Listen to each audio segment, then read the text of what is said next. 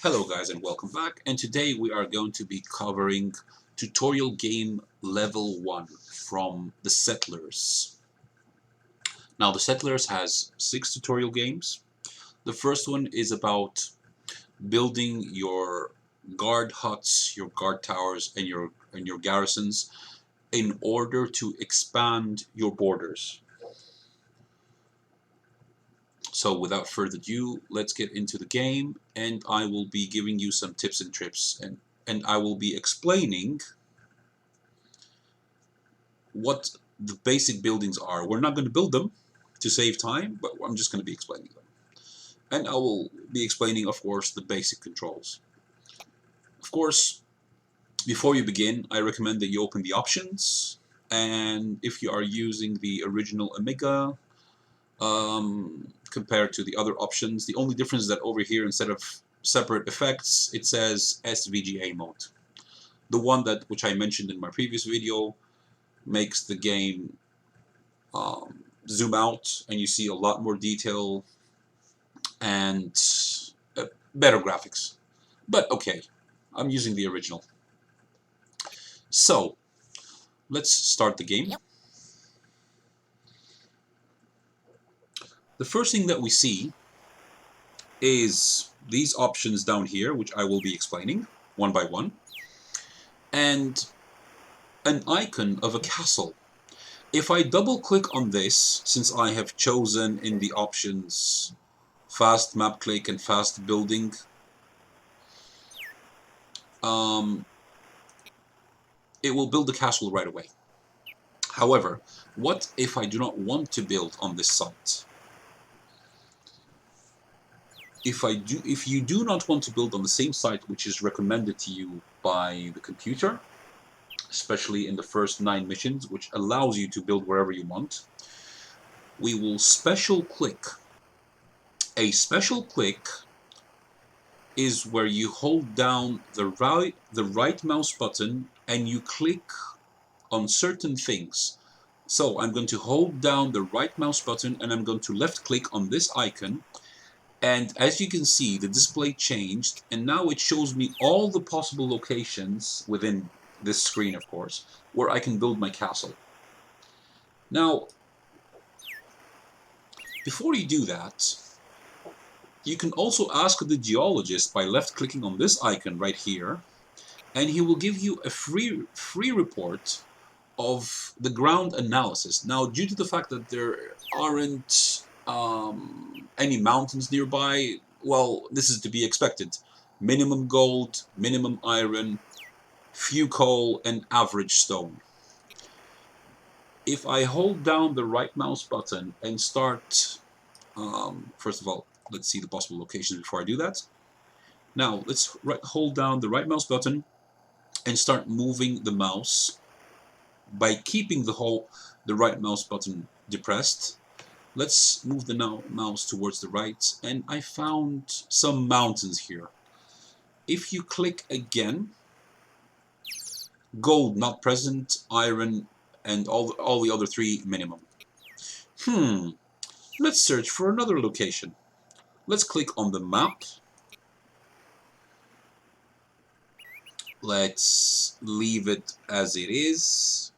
This is for the map. If I click on this, it shows somewhere in between land ownership and the map itself.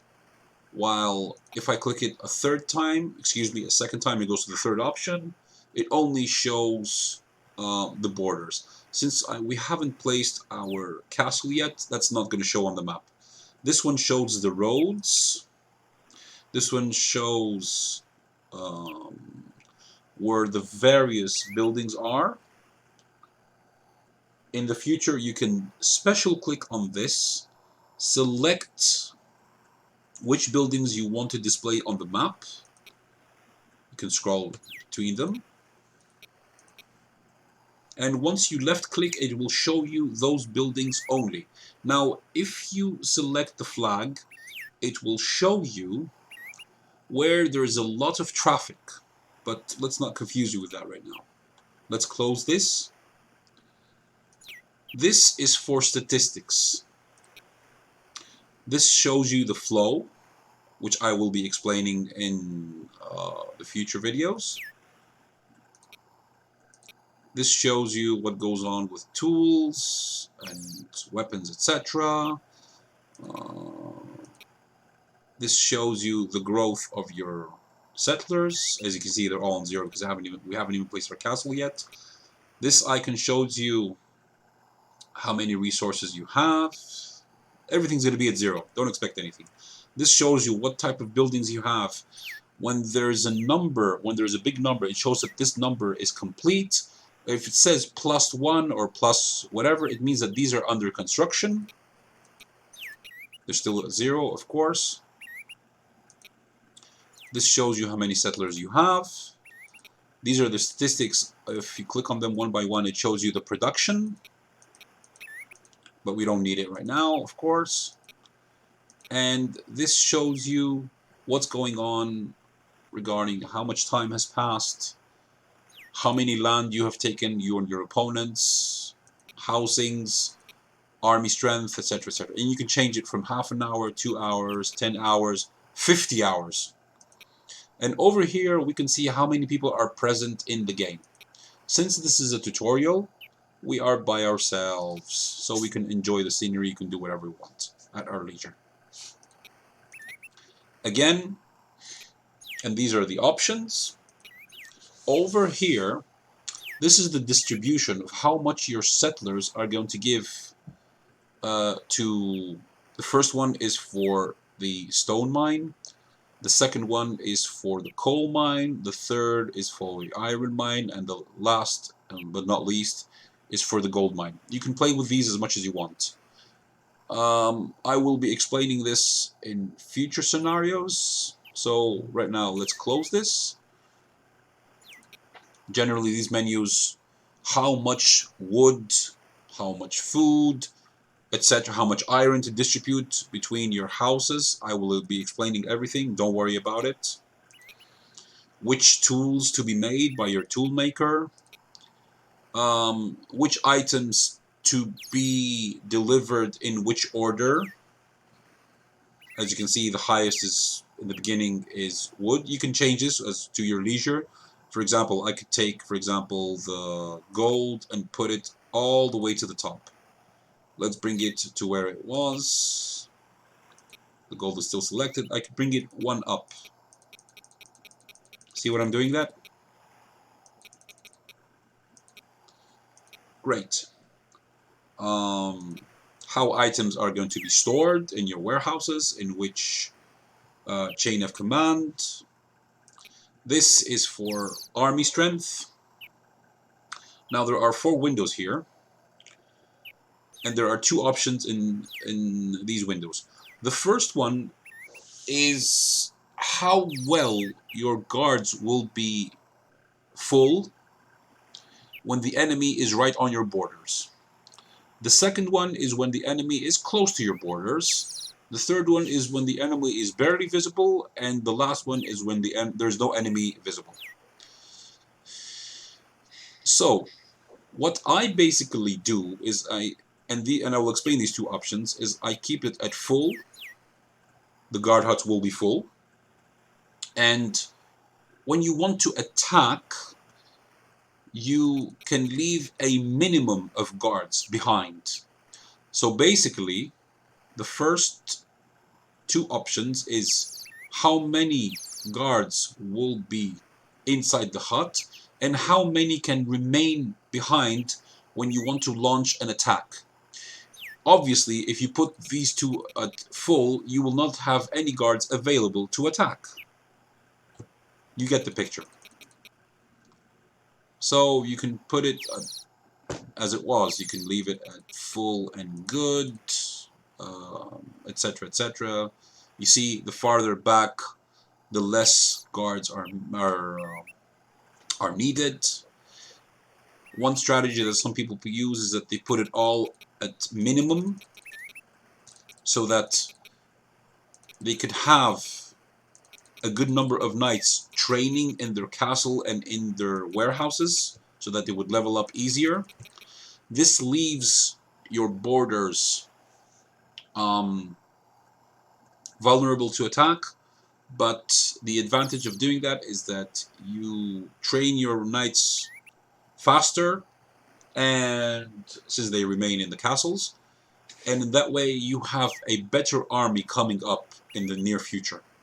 Or you could leave it at medium. You can do whatever you want. Just play around and see which setting is best according to each situation.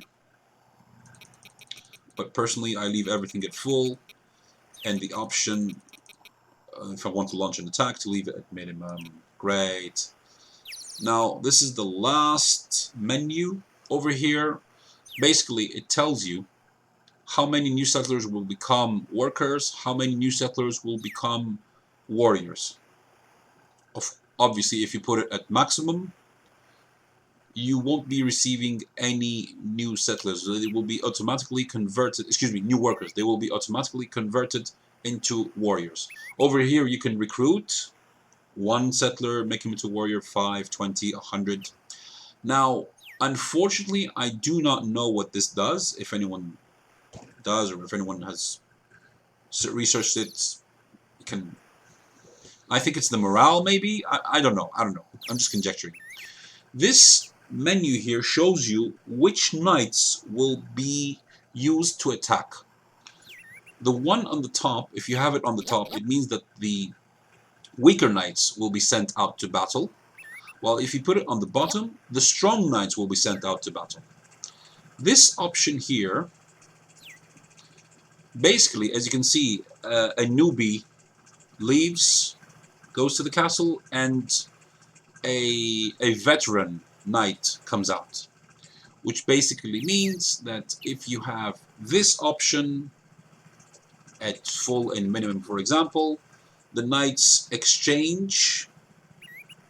A number of knights leaves the huts. Of course, you always have to leave at least one knight behind to guard the huts until the next guard comes in and takes place. I hope that was not too confusing for you guys.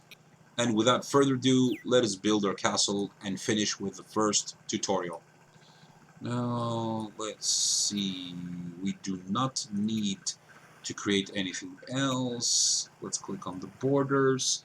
The maps are borderless.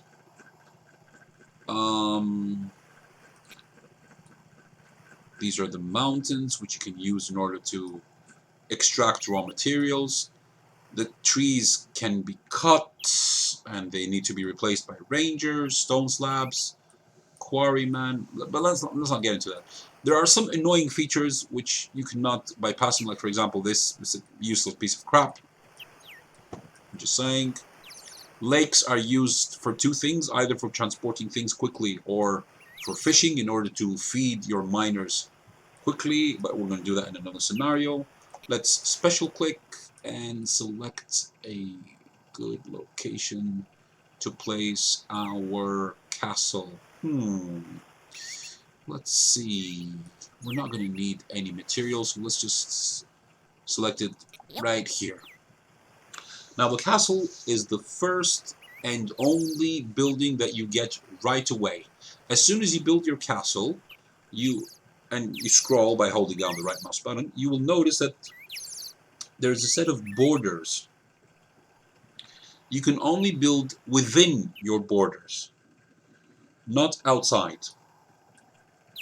Since this tutorial has been going on like forever, and I apologize about that, let's just finish it right away by building the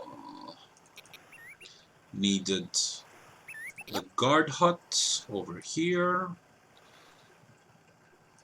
Double click on the flag and start connecting the roads so that the first settlers would come out and start delivering the material so that it would be constructed.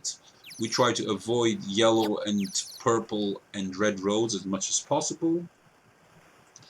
If you want to alleviate the trip for your settler, place another flag. See what happened there? This is the builder.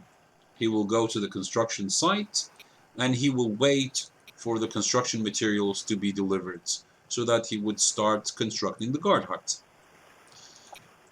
Special click. Let's place a guard tower here. Now notice what happened. You see this and you see this. There's an X here, which means that it's not yet ready for construction. Once I connect the flags, by just left click and you start building the road, you try to stay on the green as much as possible. If you have to, you will go via another route. Once I connect these, a guy with a shovel will come and he will level the ground. You see the guy with the orange helmet leaving the castle? Before a large building can be built, unless you are rebuilding over another building which you have previously built, if it's a new construction, he will come and he will level the ground. He will make, you see the dots here? These three might look okay, but he will have to bring this dot all the way down here, and this dot level with this, and this dot level with this. So keep an eye on it, guys.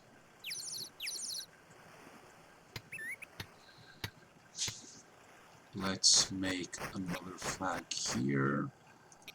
By doing that, I make it easier for the materials to arrive faster. Now notice, no materials have left the castle yet because the construction site is not ready yet. That's why a builder hasn't even left the castle. This guy must finish first.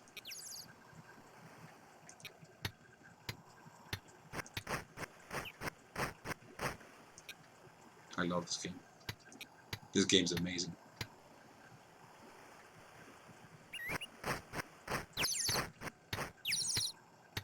Oh, cool. I think he's almost done. I think. You see how the dots are coming in a perfect order, slowly, slowly? I think that's going to be the last time he levels. I think, I'm not sure. Let's check. Once he's done, yes, there it is. Now, you see, it became just like the previous one, the one that was here. Now, the construction worker finished, and 3 guards, as I have ordered previously, are on their way to inhabit the guard hut. Now, as you can see, as soon as they went inside the guard hut, the borders expanded, and I got a message. You click on the message, and it tells you a knight has occupied this new building. Now, if you want to see how many knights or how many materials there are in a building, you know, like a stock, the castle, etc., you special click on the building. So you hold down the right mouse button and you left click. And as you can see, there are 3 defenders, 3 newbie defenders.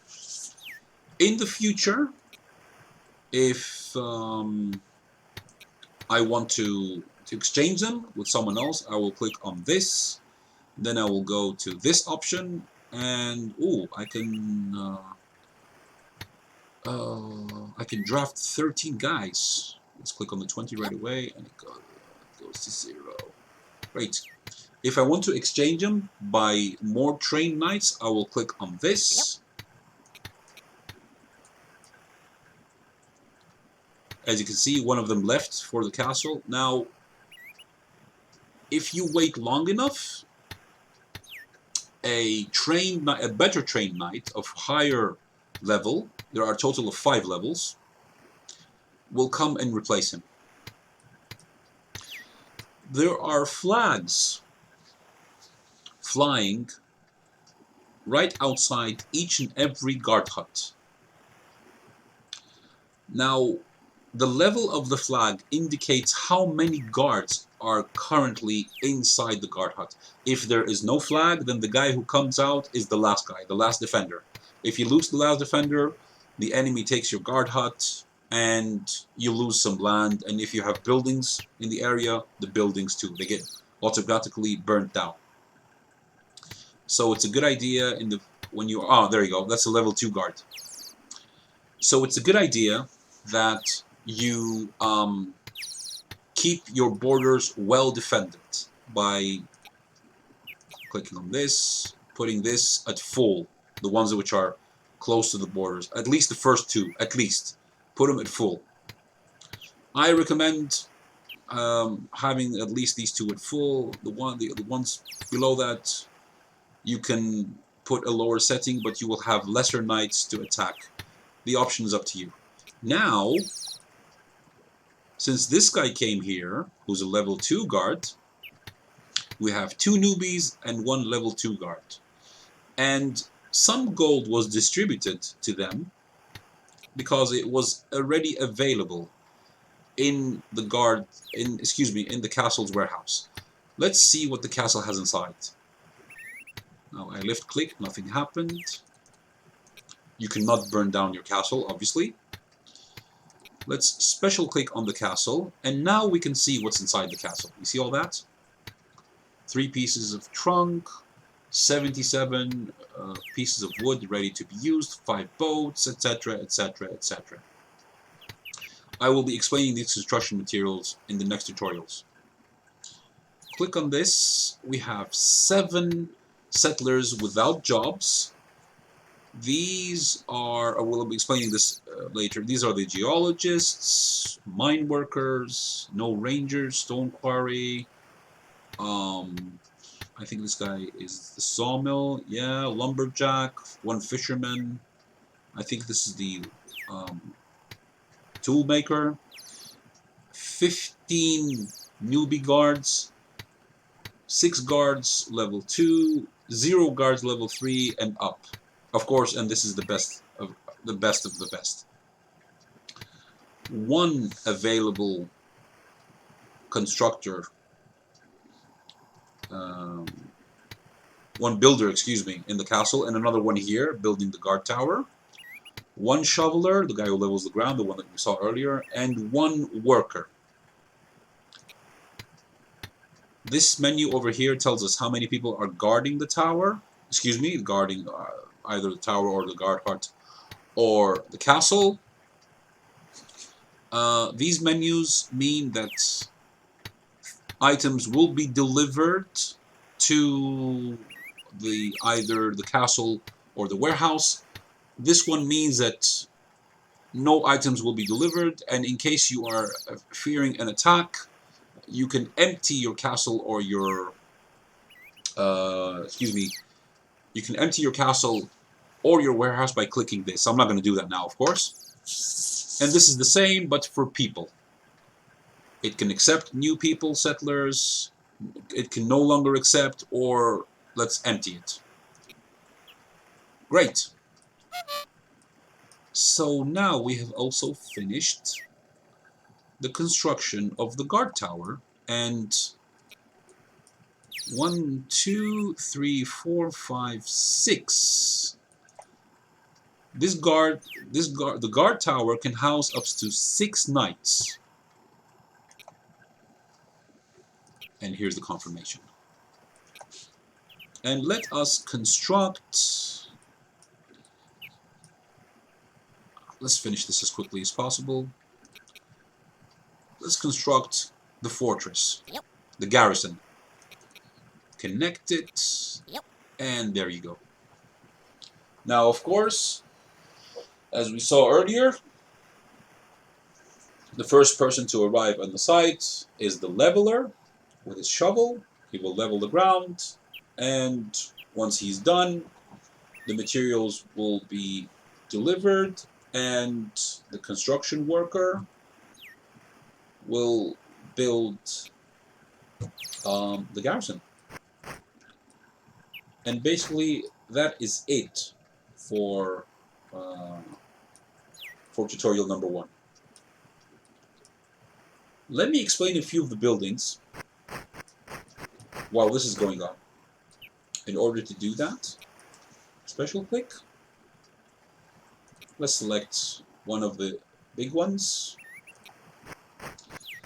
This is the stone quarry. This is the guard hut that we built earlier. This is the lumberjack. The lumberjack cuts down trees. The stone quarry cuts down pieces of stone which are above ground.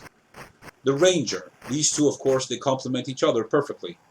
The fisherman, who is used in order to catch fish, preferably in big lakes so that you wouldn't overfish. And he feeds the miners right away. The miners are needed in order for them to mine and extract raw materials. The boat maker. This is the least useful, unless you're in a world which is like full of water and you only have like one or two boats. The windmill, which is used in order to make flour, can be used with the wheat farm and the baker. Speaking of the baker, there he is. This is the baker. This is the gold quarry. No, not quarry. Excuse me.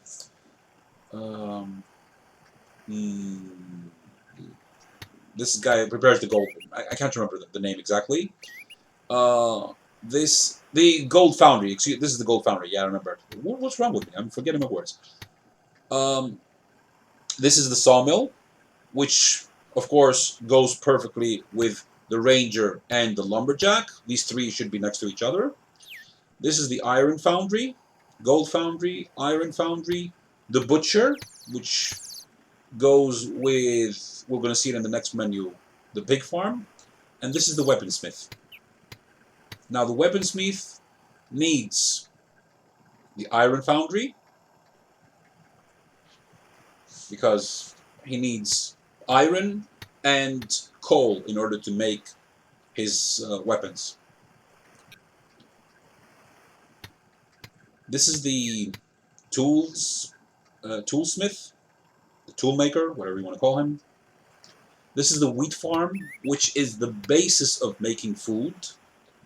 The wheat farm needs a lot of space, so whenever you put a wheat farm, do not place any rangers next to him, because the rangers take up space. So these two, they do not go together. Preferably put a pig farm quite close to the wheat farm, because this guy distributes wheat to the pig farm. The pig farmer feeds his pigs, and when they are ready, he sends them to the butcher from the previous menu, and he prepares the meat. The other option to make food is wheat farm sends it to the windmill, and the windmill sends it to the bakery. We already know what these two are. That's the guardhouse and that's the garrison. This is a stock, which is very useful when you have a huge city, because you cannot have everything passing in front or to your castle. That would slow things down drastically, and you would not have a successful, profitable city if you do that. So that's it for the buildings, but let's do a very quick recap. For the food, we need the mill, the windmill, and close to it we need the baker. But before the windmill, we need the wheat farm. The wheat farm gives wheat to the windmill, and then it becomes flour, and the flour becomes bread. The wheat is also distributed to the pig farmer, and the pig farmer, once the pigs are fat and ready, he sends them to the butcher, who prepares the meat. So it's either bread, meat, or the fastest option is the fisherman. Okay? And I guess that's it.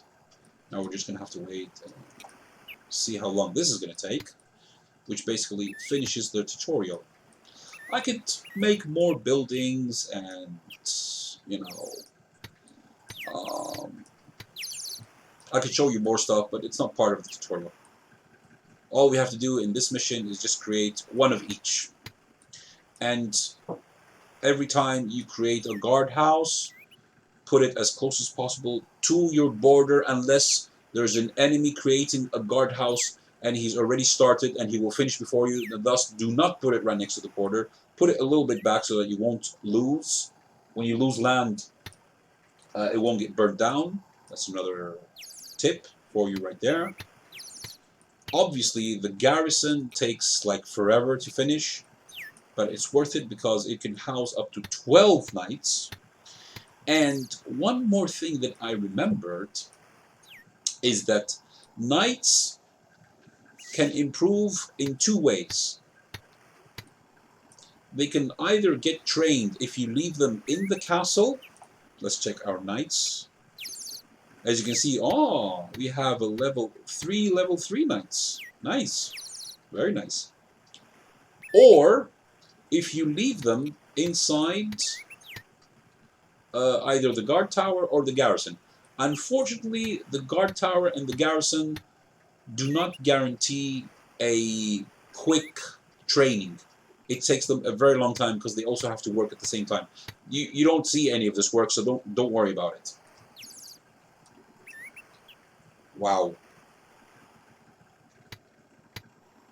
Unbelievable. This thing is like huge. The gold is needed in order to raise the morale of your knights and make them defend your city better. I don't know how well it goes when you are attacking, but the classic trick that people use, and I've used it literally hundreds of thousands of times, I kid you not, hundreds of thousands of times, is when you are attacking the enemy, you save just before you attack the enemy. When you win, you save again. You lose, you load the game again, and eventually you win. What's this? Oh, wow. 30 minutes passed since the last saving. Amazing. This should have taken like just 10 minutes. Sorry about that. It's been 30 minutes? Wow. Yeah, I was explaining everything. Guys, once again, sorry about that. You can close this video. You don't have to watch this anymore. If you want to watch until the end, kudos to you. Fantastic. That'll be great. Can I explain something else before this ends? Oh, yeah, you can click on this. You can see the statistics of everything. Land, housing, army strength.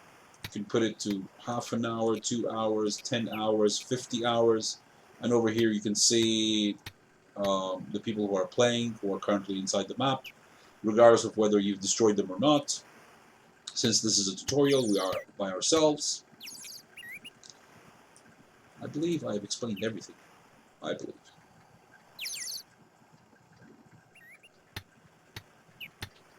Great.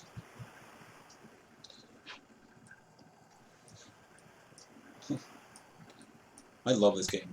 I love this game. This game was originally released for the Amiga, the Commodore Amiga, back in 1993, if I remember correctly, and 1994 for the PC version. I could be wrong about the 1993 one, but I think it was 1993, because I was 16 years old when this was released. Wow. Almost 30 years ago. Amazing. Amazing. So, this game has withstood the stand of time. It withstood the passage of time. It's the best out of the 7 versions which are out there. I wouldn't recommend that you play any of the other versions because they're just blech. They're just disgusting. Really, I kid you not. They are disgusting. I tried to play number 2. I was so disappointed. I was like, what on earth is that? That's gross. That is gross.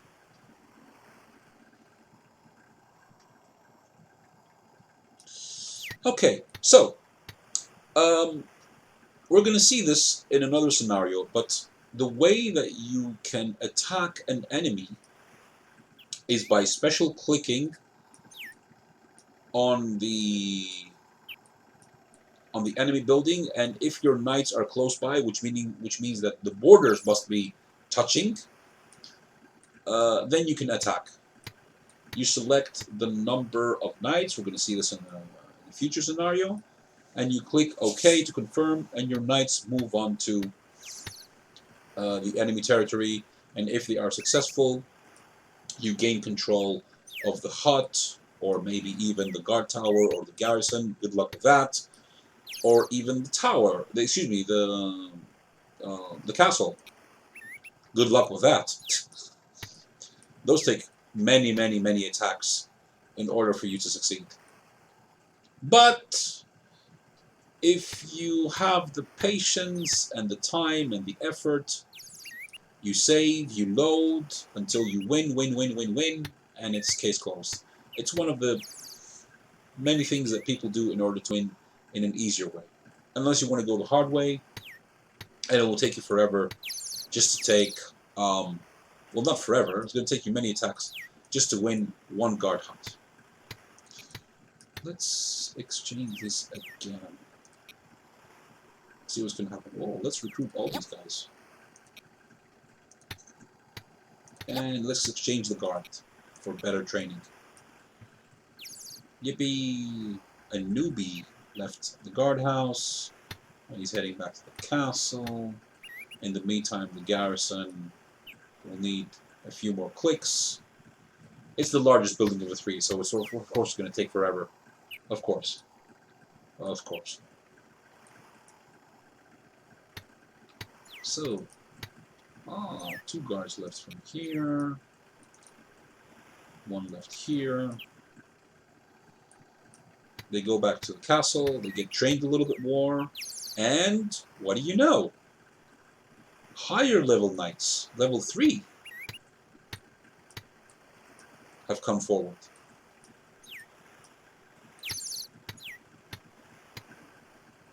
As you can see here, the flag is in the middle, because there are 3 guards. Once this guy enters, the flag will go all the way to the top.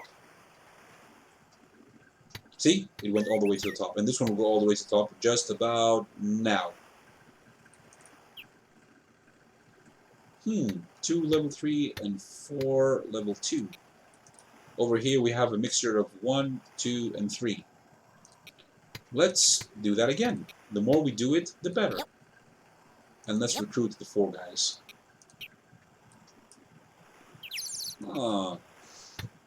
Newbie has left the scene. And the garrison is finally complete. Finally, I should have done it from the start. I apologize, guys, but whatever. Whatever.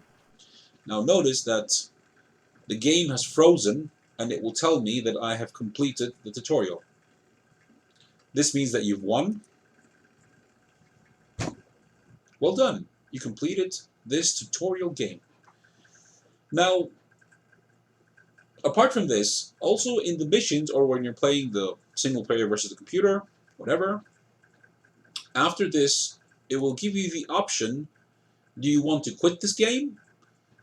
If you've hit yes, and the game has been going on for more than 60 seconds without saving, it will tell you, this game has not been saved recently. Are you sure? Yes or no. You can click no, you can save the game, and you can, basically you can do whatever you want.